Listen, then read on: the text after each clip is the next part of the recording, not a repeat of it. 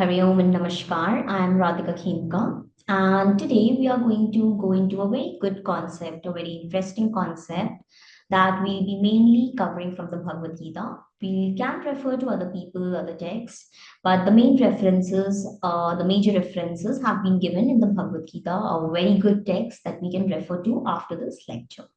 So the concepts of the gunas and the concept of the karma yoga, how the three gunas are equally individually important and also work together in making us function as an individual, how they influence human behavior at different points in our lives, and how the karma yoga also can be related to all these three gunas. What is the influence of the gunas and the karma yoga of a human as well? So we'll delve into all these concepts and the practical application of the principles of the Karma Yoga. So let's see into the lecture. So let's begin the lecture. Yeah. So before we begin, since we'll be taking Bhagavad Gita as a really important text for the reference for this entire lecture, let's have a little understanding of what Bhagavad Gita is.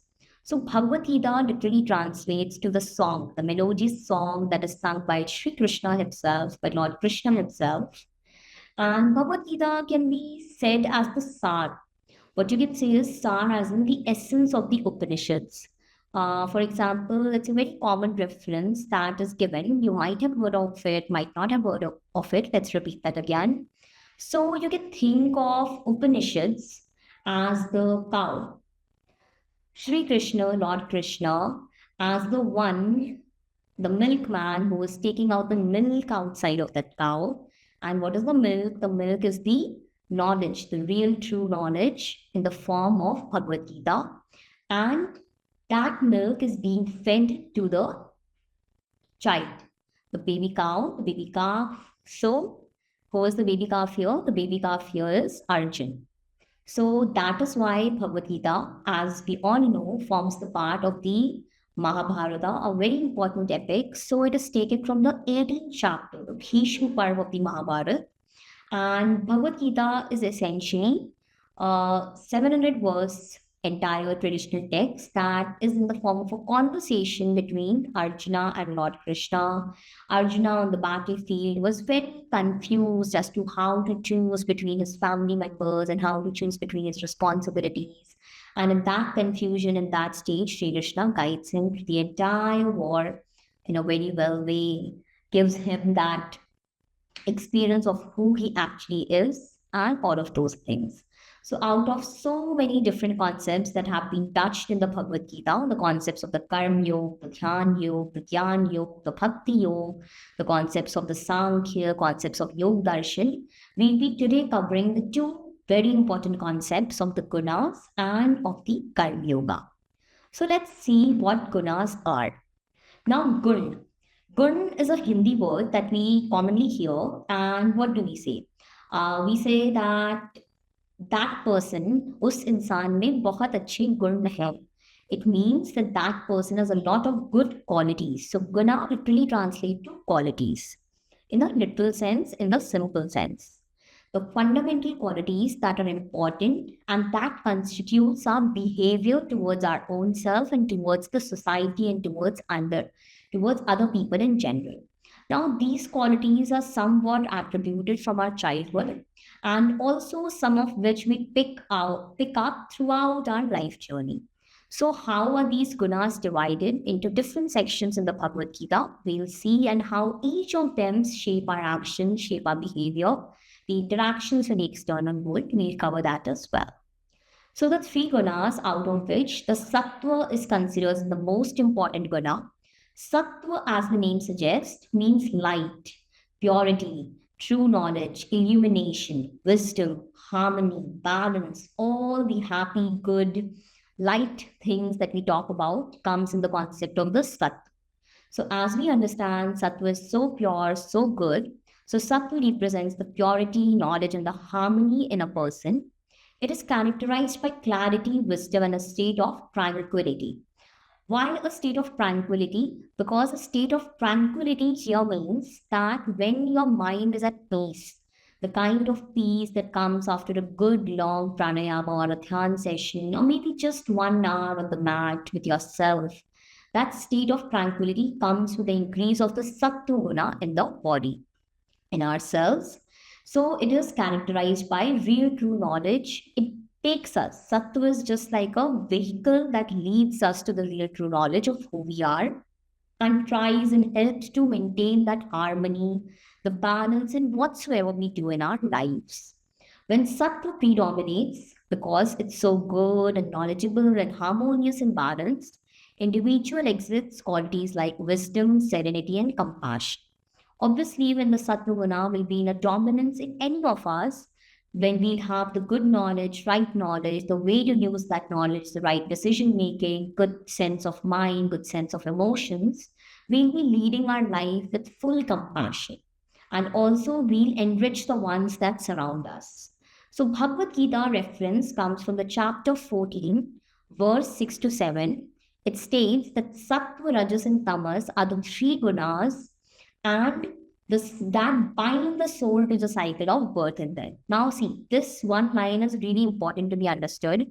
We often think that Sattva, Rajas, and Tamas are the three gunas that are good, important, but once we reach Sattva, it's done, it's over. No. Sattva also binds us to the concept of the birth and death. The reason why, because the cycle of the birth and death is a result of our karmas, the result of our actions, whether it be good, whether it be bad, and the results, the samskaras that we get as a result of all those actions in a positive and the negative way, in the way of which we suffer, in the way of which we bear fruits. So each of this, whether it be sattva, whether it be rajas, whether it be tamas, it will drive you to do some form of action. And till the point that that action is going on, there will always be that cycle of birth and death that keeps on going on. We later understand this concept when I'll talk about karma yoga, and then I'll cover this concept much more in detail. Okay, so let's move to Rajas now. Rajas is the activity, passion, desire. So, like it sounds like Rajaguna is really bad or we should not have that Rajaguna. No, nothing like that. Rajas is the guna that is important for your activity, passion, and desire. So even you will only perform a task.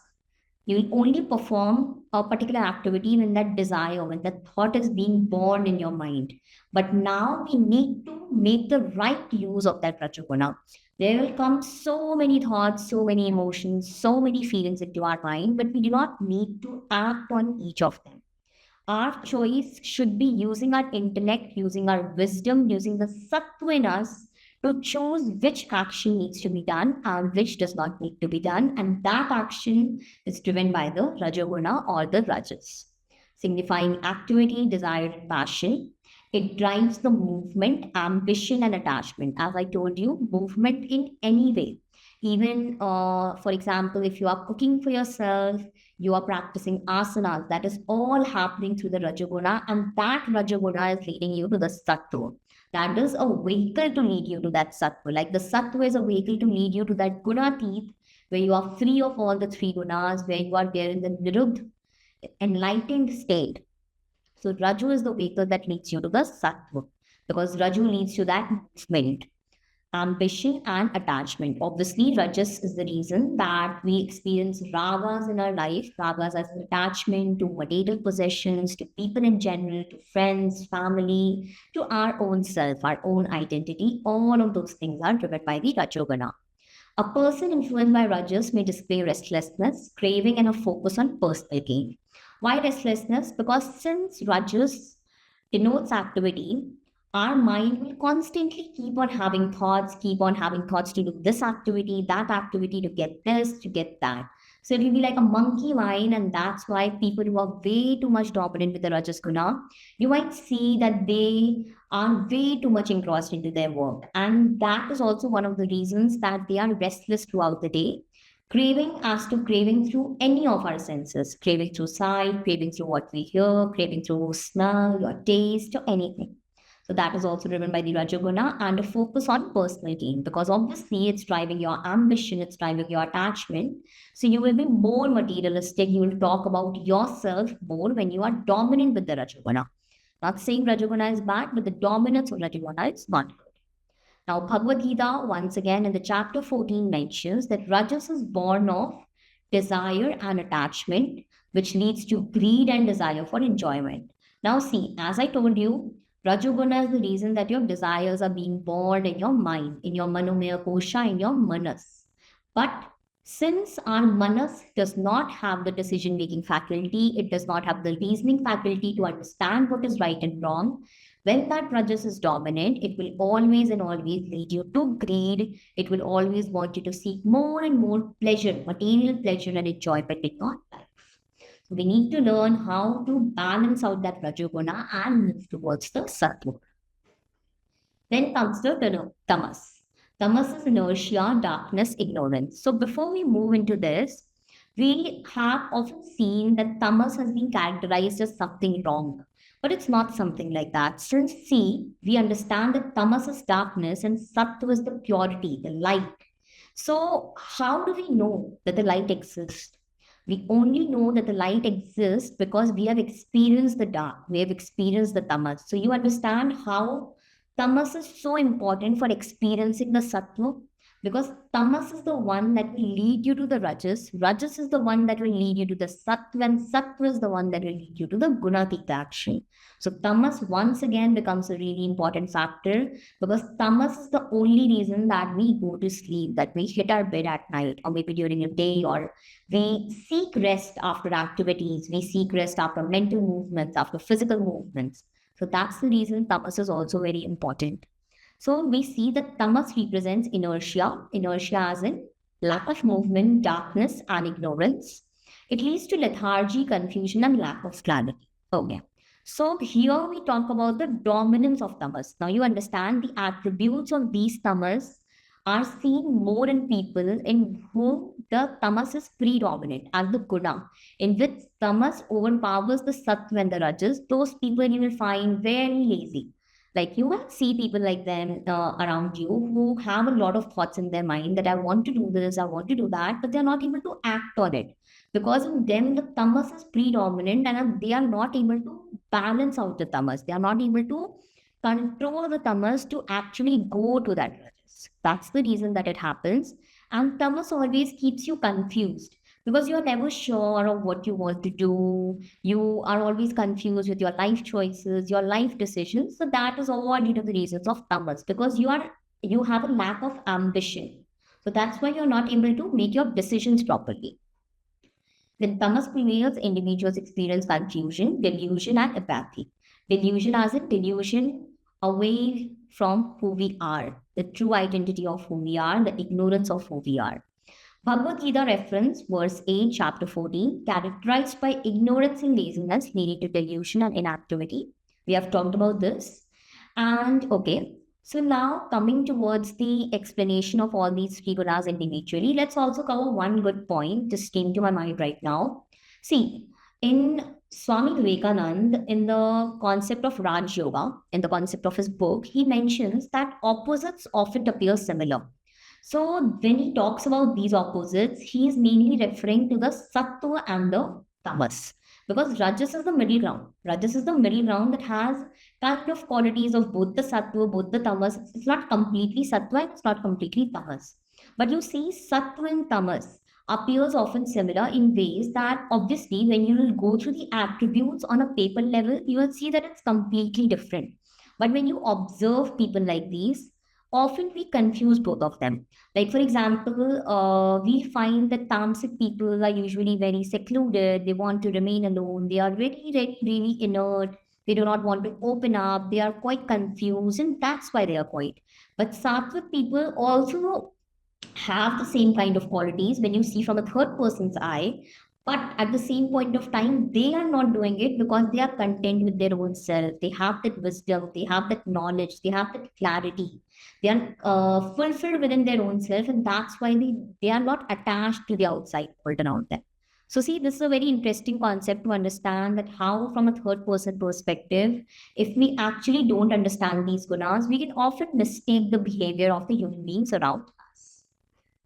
So let's see the influence on human behavior and experience. The interplay of these gunas determines our mental state, behavior, and even our spiritual progress. For instance, sattvic qualities are conducive to spiritual growth, while rajas and tamas hinder it. Okay.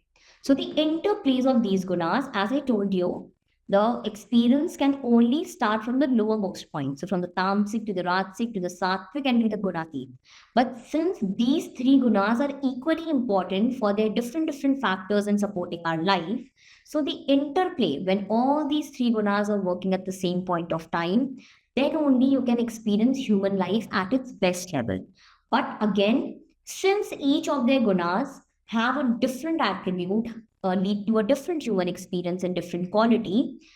So sattva is the most important thing that leads to your spiritual progress. As I already told you, practicing all the kinds of like mantra jap, bhajan sessions, going through a good dharana session, self-reflecting, journaling, connecting with the mother earth, connecting with nature. All these activities increase the sattva in the body. But at the same point of time, when we are too busy with our work, when we are too lethargic, always on our bed at most of the times, eating wrong food, food that is not being digested, that increases the rajas and the tamas in the body, which hinders our spiritual progress. So these interplay of the gunas help us thrive over life, and finally going through all these gunas, we reach the gunatit state, the gunatit state where all these three gunas are completely silent. Their existence is over. That is the state of your enlightenment, of your samadhi, of your Raj Yoga, of so many things that try to say the same meaning. Okay. So this was the concept of the gunas that we took from the Bhagavad Gita mainly. So you can definitely refer to the Bhagavad Gita, chapter 14, these verses. So you'll understand a much more detailed explanation of these gunas, and you might find your interest coming into it. Okay. So now let's cover the Karma Yoga. What is Karma? Karma literally translates to actions. So Karma Yoga is the yoga of action. Okay. So now we can say that if Rajas Guna is the one that actually promotes action, then Karma Yoga, why Karma in yoga? Why action in yoga? Okay. So now we understand the key principles of what we can include in that action to make it a Karma Yoga. We'll see how. And also through that karma, you can reach your spiritual liberation. So see, our traditional text offers us so many different things, so many different pathways to reach the same end point, the same end destination. It's completely upon us to choose how and which pathway we want to be predominant in, because other pathways will automatically follow. For example, even if you choose the path of karma yoga, you need the gyan to perform the karma. And also during the performance of that karma, you need the bhakti in the Ishwar, that Ishwar pranadhan, the surrender to the Lord, to actually be completely harmonious in performing the action and letting it go, not being attached to the result. So we'll see how. It emphasizes performing one's duties without attachment to the results. I already covered that point. Okay. So how does that come? We'll cover that later. Now, key principles. The first principle of the Karma Yoga is action without attachment, and that is referred in the Bhagavad Gita as the Nishkam Karma. Nishkam Karma meaning when he talks about when we talk about in the Bhagavad Gita. So in the Bhagavad Gita, there is, I've not given the reference here, but that's a really important shloka that talks about the concept of kushalta in karma, skillfulness in action. And with the skillfulness in action, you also need to be equanimous in your action. Equanimous as in balanced in your action. So both of these things lead to your nishkam karma, that is the action without attachment. You can refer to the verses 2.48 and 2.50 that talks about that. 2.48 talks about the samatvam yoga uchyate, and the 2.50 talks about yoga karmasu kaushalam. So samatvam yoga uchyate is yoga is equanimous, being equanimous in action, and yoga karmasu kaushalam means yoga means skillfulness in that action, giving your 100% to that action. So that is how your attachment gets reduced. The essence of karma yoga is to act accordingly to one's duty, dharma, without attachment to success or failure. You have the right to perform your prescribed duties, but you're not entitled to the fruits of your actions. Going through. So here we see what according to one's duty. Dharma. Why the word dharma? The word dharma is something that is very wrongly interpreted by most of the people around us, because we translate dharma to religion. But what our traditional texts mean to tell us by dharma is, dharma are the set of the rules and the principles that we follow throughout our lives for the betterment of our own self and for the society at large. That is what our dharma is. So, all the actions that we do should be ethical and should resonate with all these principles so that we perform our duty in a good way, we perform our dharma in a good way, and we do not need to be attached to the success or the failure. How does that come in? When you completely surrender your action to that Almighty Supreme, to any higher power that you connect with.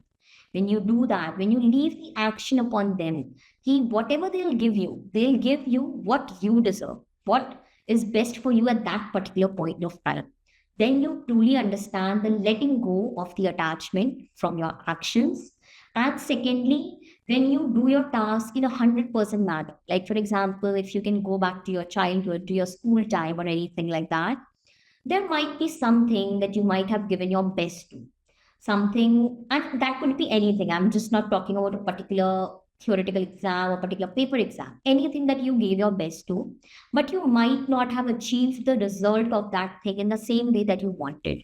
But often, when you give your best to something, when you give your 100% to something, even when you don't achieve the result in the way that you wanted, you'll feel hurt for a moment, maybe for a few days, but you will easily let go of it. Why? Because you know in your own self, you are satisfied in your own self that you did that action of yours with complete 100% skillfulness, with your complete 100% efforts, and you could not have done better than that in your own human capacity at that point of time. So you can easily let go of it. So see how these things are all interplayed and interconnected. So please do refer to the Shlokas 2.48 and 2.50 for a better understanding of this concept of the Samatvam Yoga Uchyate and Yoga Karmasu Kaushana. Then comes the selfless service. Karma Yoga advocates performing actions selflessly, dedicating the results to the higher purpose of the divine that we already covered in the same point. That when we surrender ourselves, the Ishwar Pranadhana, in whatsoever you do, even like for example, let's say you are cooking your food, you are eating your food, you are going out for a walk, you are maybe going on a vacation, on a trip, maybe you are going to a workplace, maybe you are going for a big project, anything small, anything big. Just dedicate each of your actions to that Almighty Supreme. And that does not mean that you need to pray on a daily basis or you need to just remember Him within you at all times. Remember that He is with you at all times and dedicate that action as if you are just the essence of Him performing that action to do betterment of yourself and the society. And you will feel completely selfless. You'll feel so relaxed and so harmonious with the actions that will keep you mentally relaxed. You won't feel that anxiety of waiting for the result or something like that because you'll be content. You did your work and now you're like, okay, whatsoever I get, I'll be happy with. But that comes with consistent, regular practice. Then comes the concept of the equanimity as we talked about the verse 48, Samatvam Yoga Uchyate. Okay. So, maintaining a balanced state of mind amidst success and failure is crucial in Karma Yoga. Now, how can you achieve that balanced state of mind among success and failure? Once again, it's an interconnected thing. When you surrender yourself to that Almighty Supreme, when you understand that you are giving your 100% in all the tasks, in all the actions that you know, whatever the result you achieve, you do not get overjoyed with the success of it and you do not get underjoyed or way too lost by the failure of it.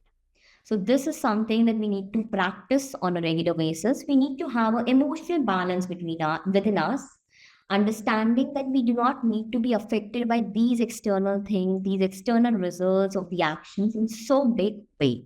And that is how you learn to be steady, you learn to be balanced, and that leads you to take a true yogi from the sadhak to the yogi. So now we interplay the role of the gunas that we discussed, the Sattva, Rajas, Tamas, and the Karma Yoga. How does it influence? Now, the Sattvic influence. A Sattvic mind naturally aligns with the principles of Karma Yoga, obviously, because Sattva leads to what? Wisdom, purity, true knowledge. So you are understanding all of these qualities. You are fulfilled within your own self. You are content. You feel that selflessness. You feel that happiness, that pure bliss.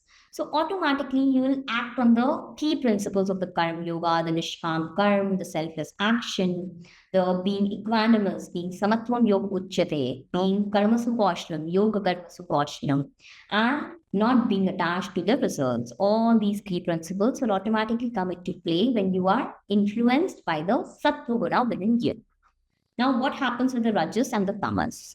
Rajas can lead to excessive attachment to the results of the actions. Why? Because rajas is the one that drives your ambition, that drives your mind to want more and more and more. It leads to all your desires. So you fulfill one desire, you get attached to that result. You fulfill the next desire, and that keeps on going in a loop because you are being driven by the rajas and your actions are being driven by the rajas. While tamas can cause lethargy and avoidance of duty. Obviously, when you are in a tamasic state, when you are influenced by the tamas, you won't even want to get out of bed on days. Or maybe even if you get out of bed on days, you won't feel like maybe just lifting a pen or even doing a task. So that is because your tamas is being dominant and you might lead to, I'm not saying that taking a rest or taking a break is wrong, it's important. But even on days when you have to work, when you have to perform certain duties, certain responsibilities, you might let go, you might procrastinate due to the reason of the tamasic influence. Now, understanding the gunas helps in navigating these tendencies. Again, because once you understand these gunas, they actually help you to analyze and understand your own self. Whenever you experience all these small little things in day-to-day life, you will yourself know, okay, this is right now happening within me and how I can change it, how I can make it better. These are the activities that can make it better. So that is how the understanding of the gunas help you perform your karma in a good way, leading to the performance of the karma yoga, the yoga of action. Now, the practical applications and insights by Swami Chinmayananda's teachings. Renowned modern day teacher, as we all know, has elaborated on the Bhagavad Gita's teachings. So you can very commonly find that he talks a lot about the topics that have been enumerated in the Bhagavad Gita. So you can definitely take a reference from his videos as well. But let's see what are the important points that he talks about regarding the concepts of gunas and karma yoga. Self awareness and self discipline, recognizing one's predominant guna, can aid in personal development. As I told you, try to analyze yourself throughout the day. Try to be analytical of yourself. And you do not need to share it with people. You just need to analyze yourself within your own head, within your own activities. Maybe before going to bed, just sit with yourself, reflect throughout your day, and try to see which of the guna was more dominant in most of the activities. So that will help you manage it slowly and steadily, but you have to make it a regular practice to do so. Sounds tough, but not that difficult. Taking out 2 to 5 minutes a day before you sleep is really simple. Maybe instead of just ending your day with your mobile phones or your laptops, you can just keep it aside, turn off your digital devices, and try to slow down towards the end part of the day for an hour and just be self observant. That will help you go through your duties, go through your entire day, following coming up days in a much, much better way. So we know cultivating sattvic qualities involve practicing like meditation, self-discipline. Okay. Now balanced action. Engage in actions with a sense of detachment and mindfulness, fostering inner peace and harmony. Yes. So we missed out on this important point. When you are skillful in action, you are detached in your action, but you also need to be mindful. For example, let's say even if you have a cup of tea or a coffee during the day, be mindful. I'm not saying that, let's say you can have that coffee, you can have that tea while working. But let's try to inculcate this. Let's sit with that coffee. Let's sit with that cup of tea for at least 5 to 10 minutes. Let's enjoy it. Be mindful of it. Try to experience the aroma of how you experience it. Try to understand what that thing is making you feel inside. So you actually stop and ask yourself that any task that you are doing throughout the day, drinking a cup of coffee, going through a project, going to the workplace, spending time with your family, going for a walk, practicing yoga, anything, why are you doing it? You should always be mindful, because when you are mindful, when you are aware, that helps you understand the reason behind all of these tasks. So that's really important. Then comes the reference from QCI notes. The QCI notes, as we take the reference from the YCB level 1 and the level 2 book. So in that, when we talk about the gunas and the karma yoga, they talk about reflect on actions, as we mentioned, going through your entire actions throughout the day, being with yourself, sitting with yourself, reflecting upon them in a well time taking way to understand how you can align yourself better in the practice of your yogic karma and your actions. Then cultivating positive qualities. Obviously, servicing, study, contemplation. Contemplation is the key to everything. That's what I feel in my experience. And obviously, being of help to others, selfless service to others. Again, when we talk about service, it does not mean that doing service thinking that you will get something in return. That is a Rajasic service that we do, Rajasic Dan that we do. Be sattvic in your dan, be sattvic in your service. Do not expect. Just do it because you want to do it, because it makes you happy. So that is how we do it. Okay? So now in conclusion, the Bhagavad Gita provides a profound framework for understanding the human nature. We know why, because obviously we go through the concept of gunas, karma, and so many other concepts that are there, and the concept of gunas guiding us on the path of selfless actions through karma yoga. We understood that well. By recognizing the influence of the gunas on our behavior and integrating the principles of karma yoga, we can achieve greater harmony and spiritual growth. That's for sure. Obviously, that will come with a consistent, regular practice. But once we learn to do so, once we learn to practice so in a good way, that will lead to a very harmonious, balanced, and enriching life. So I really hope that you find, yeah, that you found this lecture quite insightful, quite good experiential for you. So I hope you're able to find that time for yourself and do that self-reflection, that contemplation, that study of yourself. So have a wonderful day. Thank you all. Hari Om and Namaskar.